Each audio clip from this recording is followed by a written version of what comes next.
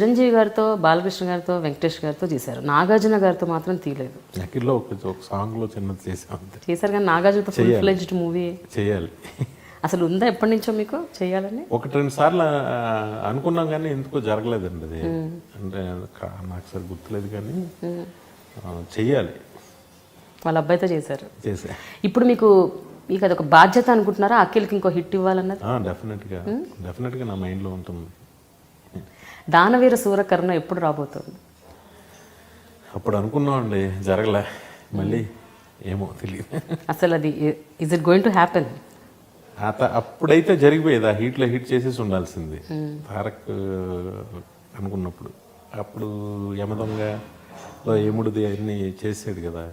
చేసిన తర్వాత తనకి పౌరాణికం చేసేవాళ్ళే అనే ఫీలింగ్ వచ్చింది. చూడాలి తర్వాత. అయితే అదూర్స్ చేద్దాం అనుకుంటున్నారట కదా సీక్వెల్?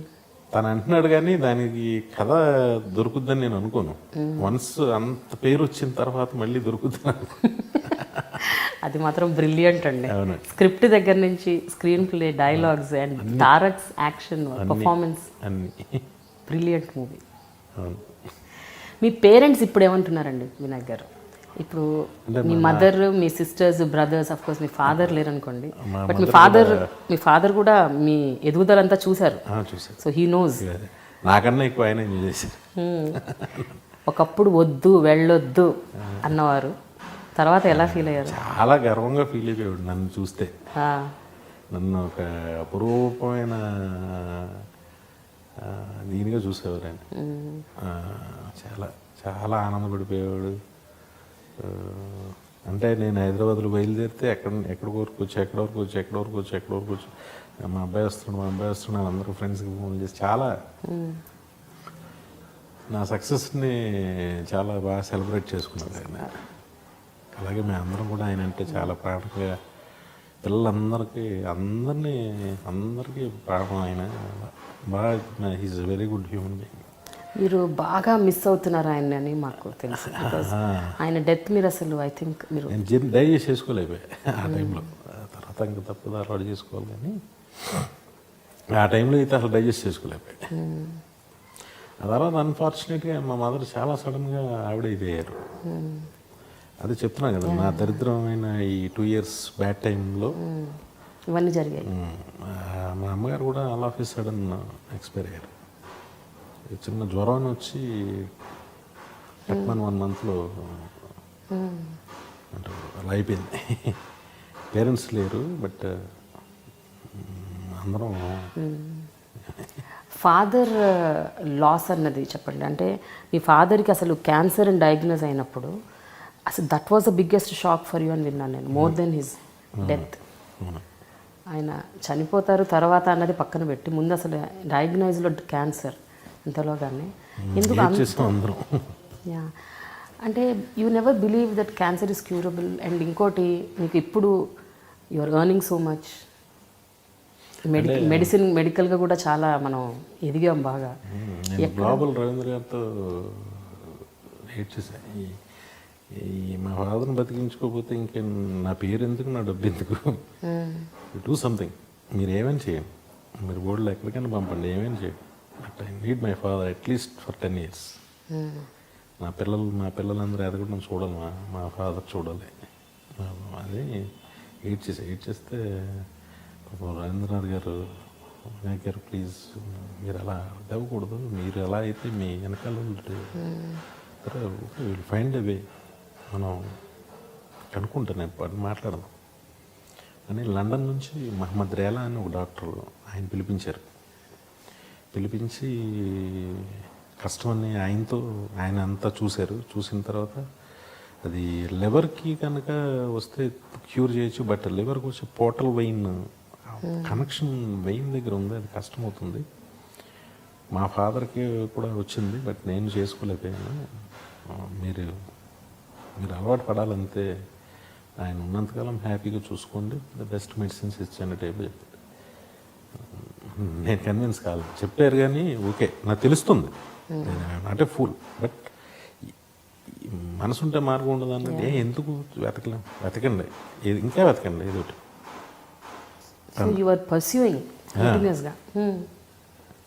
చేస్తుంటే అప్పుడు ధర్మేష్ కపూర్ గారు అని ఒక డాక్టర్, గ్లోబల్లో చాలా మంచి డాక్టర్ ఆయన ఒక వే ఉంది దీనికి.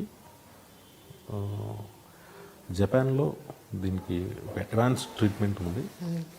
అది చేయించుకుని ఒక ఆయన ఢిల్లీ కలకటాలో ఒక ఆయన సర్వైవ్ అవుతున్నారు తెలిసింది నాకు. నేను ఆ డీటెయిల్స్ తీసుకుని మీకు చెప్తానంటే అప్పుడు ఆయనకి 5 years బ్యాక్ ఈ కైండ్ ఆఫ్ ట్రీట్మెంట్ చేశాను. దానికన్నా అడ్వాన్స్డ్ వచ్చింది. ఓకే. ఇప్పుడు అది కనుక మీరు చేయించగలిగితే మేబీ ఒక 5 years ఈయన వెళ్ళేసరికి ఇంకా అడ్వాన్స్డ్ ట్రీట్మెంట్ వస్తాయి. మన ఈయన ఒక 5 years 3 years మనం గంటగలిగితే ఇంకా అడ్వాన్స్ ట్రీట్మెంట్స్ వస్తాయి అని అన్నారు. చాలు సార్ అది చేపిద్దాం సార్ ప్లీజ్ కనుక్కొని చెప్పారు ఆయన. అప్పుడు జపాన్ తీసుకెళ్ళాం. జపాన్ తీసుకెళ్ళి అక్కడ చాలా మైక్రో సర్జరీ, చాలా అడ్వాన్స్డ్ ట్రీట్మెంట్ అన్నమాట. మా ఫాదర్ని వచ్చిన తర్వాత చూస్తే మేము చాలా మల్లెపూలో ఉంటాడు ఎప్పుడు ఆయన, వైట్ మల్లెపూలో ఉంటారు, చాలా చక్కగా. మా నాన్నగారు ఆడవాళ్ళు ముస్తాబు అవుతారు, అలా అవుతారు అందంగా. వచ్చిన తర్వాత నేను తగ్గిపోయింది నాన్నగారికి, హ్యాపీగా మంచిగా మాకు భోజనం అది చక్కగా తింటున్నారు, ఆకలేస్తుంది బాగా తింటున్నారు. తగ్గిపోయిందని దీంట్లో పాపం మళ్ళీ చుట్లు కాల్చారు ఆయన. ఎవరికీ తెలియదు, నాకు ఒక్కడికే తెలిసింది. నేను ఆయన బాత్రూమ్కి వెళ్ళా. ఎందుకు ఆయన బాత్రూమ్కి వెళ్ళినప్పుడు నాకు చుట్ట స్మెల్ వచ్చింది, ఆ యాష్ కనిపించింది. నేను బయటకు వచ్చి మా అమ్మ దగ్గరికి వెళ్ళి చెప్పాను, అమ్మ నాన్నగారు మళ్ళీ చుట్లు కాలుతున్నారు, అది వెంటనే రివర్స్ చేసిందంటే మళ్ళీ మన వల్ల కాదు, మళ్ళీ తిరగబెట్టిందంటే చాలా కష్టమైపోద్దమ్మా, నువ్వు చెప్పు నాన్నగారికి, నేను చెప్తే బాగోదు, తప్పుగా ఉంటుంది నేను చెప్తే అని అన్నా. కానీ ఆయన చనిపోయాక చెప్పారు అందరూ, నాన్నగారు అక్కడికి బ్రిడ్జ్ మీద తీసుకెళ్ళమని, అక్కడ కాల్చివరండి రాత్రులు ఎవరికి తెలవకుండా, అది వ్యసనం అని అంతకే కదా అంటారు, దాన్ని మానలేక పాపం ఆయన. ఇంకా తర్వాత వన్ డే టప్పని పడిపోయాడు. అయ్యో. ఇంకా పడిపోవడం చాలా ప్రయత్నించాం కానీ లేవలే. వినయ్ గారు, మరి మీరు ఎప్పుడైనా అనుకుంటూ ఉంటారా, అదే ఇది వ్యసనం కదా దీన్ని మానేయాలి అని? మీరు అంటే మీ పర్సనల్ లైఫ్ మీరు ఎప్పుడైనా మానేయాలని అందరికీ ఉంటుందండి. మా నాన్నగారు కూడా పాప మానేయాలని అనుకుని ఉంటారు. అదే కదా దరిద్రం దాంట్లో ఉన్నది. మానేయాలని అందరికీ, నాకే కదా అందరికీ ఉంటుంది. కానీ